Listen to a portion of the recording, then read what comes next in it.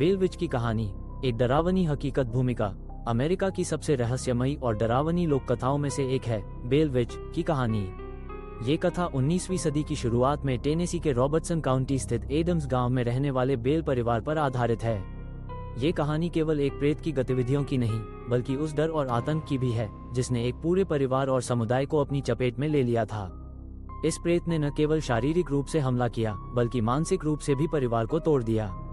ये कहानी आज भी अमेरिकी लोक कथाओं, पैरानॉर्मल शोधकर्ताओं और हॉरर कहानियों के शौकीनों के बीच चर्चा का विषय बनी हुई है। ये घटना इतनी प्रसिद्ध हुई कि कई किताबें, डॉक्यूमेंट्री और फिल्में इस पर आधारित बनाई गईं। आइए विस्तार से जानते हैं इस भयावह आत्मा और बेल परिवार की उस सच्ची कहानी को जिसने इतिहास में एक गहरी छाप छोड़ी। जॉन बेल का परिवार और उनकी जिंदगी। सन 1804 में जॉन बेल अपने परिवार के साथ नॉर्थ कैरोलिना से टेनेसी आए और रेड रिवर, अब एडम्स, क्षेत्र में बस गए। वे एक सम्मानित और समृद्ध किसान थे। उनके पास कई एकड़ जमीन थी जिस पर वे खेती करते थे। जॉन बेल और उनकी पत्नी लूसी बेल के कई बच्चे थे, जिनमें सबसे प्रमुख नाम बेत्सी बेल, एलिजाबेथ, बेत्सी, बेल का था। शुरुआत में उनका जीवन शांतिपूर्ण और समृद्ध था, लेकिन वर्ष 1817 में सब कुछ बदल गया जब उनके खेतों और घर के आसपास अजीब घटनाएं होने लगीं।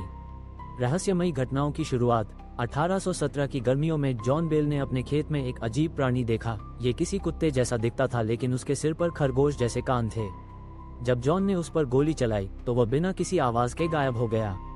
इस घटना के कुछ ही दिनों बाद परिवार के अन्य सदस्यों ने भी अजीब घटनाएं महसूस करनी शुरू की। रात को जब सब सोते थे तब दीवारों पर खटखटाहट होती, छत पर दौड़ते कदमों की आवाजें आती और कभी कभी किसी अदृश्य चीज के जोर से दरवाजा पीटने की आवाज सुनाई देती। शुरू में परिवार ने सोचा कि ये किसी जानवर की हरकतें हैं, लेकिन जब ये घटनाएं नियमित होने लगी और रातों की नींद हराम करने लगी, तब जॉन बेल ने इसे गंभीरता से लेना शुरू किया। आवाजों का प्रकट होना। धीरे धीरे ये घटनाएं और भी भयानक हो गईं। अब इन आवाजों में किसी महिला की फुसफुसाती आवाज, बच्चों की हंसी और कभी कभी किसी के रोने की आवाजें भी शामिल हो गई थीं। बेत्सी बेल, जो उस समय किशोरी थी, को अक्सर बुरे सपने आते और वह चीखते हुए उठती। उसके शरीर पर बिना किसी कारण के खरोंच और नीले निशान दिखाई देते। उसे ऐसा महसूस होता जैसे कोई अदृश्य ताकत उसके बाल खींच रही हो या उसके गालों पर थप्पड़ मार रही हो। आत्मा की पहचान। कुछ समय बाद आत्मा ने खुद को केट के नाम से परिचित कराया। उसने दावा किया कि वह पड़ोस में रहने वाली एक महिला, केट बेट्स, की आत्मा है, जो अपने जीवन में जॉन बेल से किसी वजह से नाराज थी। हालांकि यह पुष्टि नहीं हो पाई कि क्या वास्तव में केट बेट्स की मृत्यु हुई थी या यह आत्मा कोई और थी जो इस नाम का इस्तेमाल कर रही थी। समुदाय की प्रतिक्रिया। बेल परिवार की परेशानियों की खबर पूरे गांव में फैल गई। कई पड़ोसी, दोस्त और चर्च के सदस्य उनके घर आए और उन्होंने भी इन घटनाओं को अनुभव किया। कई बार आत्मा लोगों से बातचीत करने लगी और उनके सवालों के जवाब भी देने लगी। केट नाम की यह आत्मा कुछ लोगों से शिष्टता से बात करती तो कुछ लोगों का मजाक उड़ाती और अपशब्द कहती। उसने दावा किया कि उसकी मुख्य मंशा जॉन बेल की मौत और बेत्सी बेल की शादी को रोकना है। एंड्रू जैक्सन की यात्रा। बेल विच की खबर इतनी फैल चुकी थी कि तत्कालीन सैन्य नेता और भविष्य के अमेरिकी राष्ट्रपति एंड्रू जैक्सन ने भी इसमें रुचि ली। वो अपने कुछ सैनिकों और साथियों के साथ बेल परिवार से मिलने पहुंचे। कहा जाता है कि जैसे ही उनकी घोड़ागाड़ी बेल हाउस के पास पहुंची, घोड़े रुक गए और आगे बढ़ने से इनकार कर दिया। तभी एक अदृश्य आवाज सुनाई दी, ठीक है, तुम आ सकते हो। जैक्सन और उसके साथी रात को बेल हाउस में रहे और उन्होंने कई रहस्यमयी घटनाएं अनुभव की, जैसे अदृश्य ताकत द्वारा किसी सैनिक को मारना, हवा में उड़ती चीजें और अचानक बुझते दिए। अगली सुबह जैक्सन और उनका दल वहां से चले गए और कहा, मैं अब और नहीं ठहर सकता। जॉन बेल की मौत। 1819 में जॉन बेल की तबीयत बिगड़ने लगी। उनके चेहरे की मांसपेशियां सुन्न हो जाती, चक्कर आते और वे बोल नहीं पाते थे। एक दिन घर वालों ने देखा कि उनकी दवा की शीशी गायब है और उसकी जगह एक काली तरल पदार्थ वाली बोतल रखी है। आत्मा ने दावा किया कि वही जॉन बेल को जहर देकर मार रही है। 20 दिसंबर 1820 को जॉन बेल की मृत्यु हो गई। कहा जाता है कि अंतिम संस्कार के दौरान भी आत्मा ने जोर जोर से हंसकर सबका मजाक उड़ाया। बेत्सी बेल की शादी और आत्मा का विदा लेना। बेत्सी बेल की सगाई उसके प्रेमी जोशुआ गार्डनर से हो चुकी थी, लेकिन आत्मा इस रिश्ते से नाखुश थी।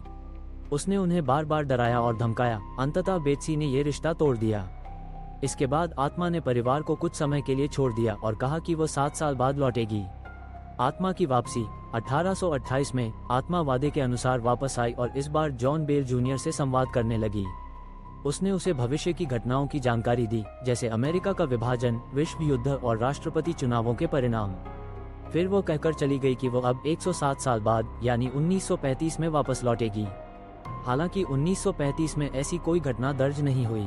बेल विच गुफा बेल परिवार की संपत्ति के पास एक गुफा है जिसे आज बेल विच केव के नाम से जाना जाता है।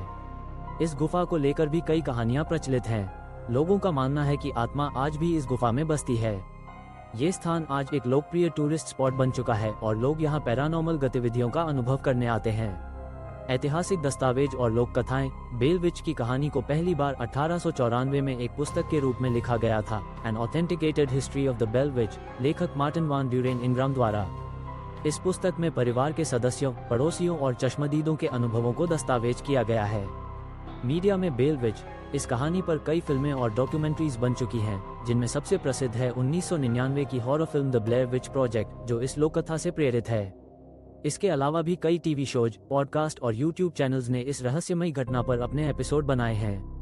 निष्कर्ष, बेल विच की कहानी न केवल एक भूतिया आत्मा की कथा है, बल्कि यह एक ऐतिहासिक, सामाजिक और मनोवैज्ञानिक दृष्टिकोण से भी महत्वपूर्ण है। ये कहानी इस बात को दर्शाती है कि कैसे एक घटना पूरे समाज को प्रभावित कर सकती है और कैसे डर, विश्वास और अंधश्रद्धा मिलकर एक साधारण घटना को असाधारण बना सकते हैं। आज भी एडम्स, टेनेसी में बेल विच की यह कहानी जीवित है, किताबों में, कहानियों में और उन पर्यटकों के अनुभवों में जो हर साल उस गुफा तक जाते हैं, इस रहस्य को सुझाने की कोशिश में।